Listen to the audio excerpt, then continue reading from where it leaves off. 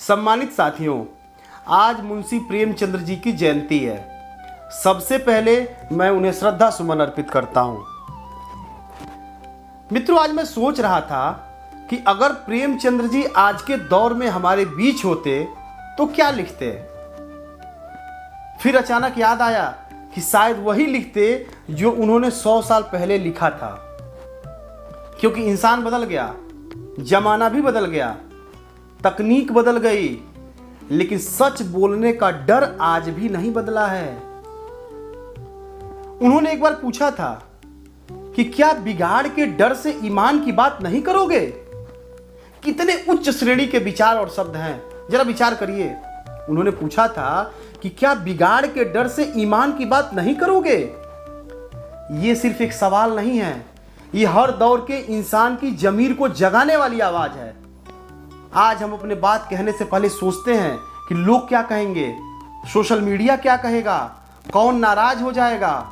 लेकिन प्रेमचंद्र जी हमें याद दिलाते हैं कि अगर सच बोलने से डर लगने लगे तो समझ लीजिएगा कि आपका डर बड़ा हो गया है और यह समाज छोटा हो गया है।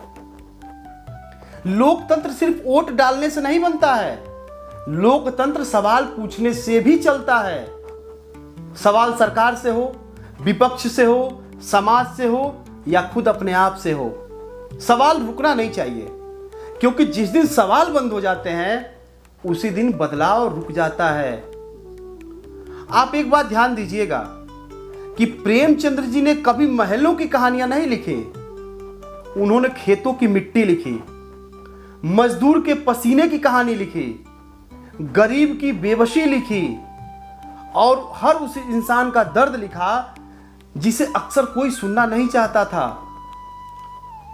उन्होंने हमें सिखाया कि देश सिर्फ बड़ी बड़ी इमारतों से नहीं बनता, बल्कि आखिरी कतार में खड़े उस व्यक्ति से बनता है जिसकी आवाज सबसे कम सुनाई देती है।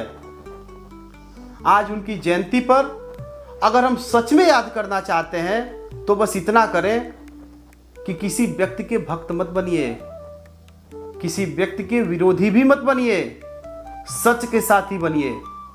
क्योंकि व्यक्ति बदलते रहते हैं, सत्ता बदलती रहती है, लेकिन सच और इंसाफ की जरूरत कभी नहीं बदलती है। इसलिए मेरे सम्मानित साथियों, आज हम यह संकल्प लें कि हम डर के हिसाब से नहीं, ईमान के हिसाब से बोलेंगे। भीड़ देखकर नहीं, अपने विवेक से सोचेंगे और किसी दल के नहीं, संविधान और देश के साथ खड़े रहेंगे। यही मुंशी प्रेमचंद्र जी के प्रति हमारी सच्ची श्रद्धांजलि होगी। बहुत बहुत धन्यवाद।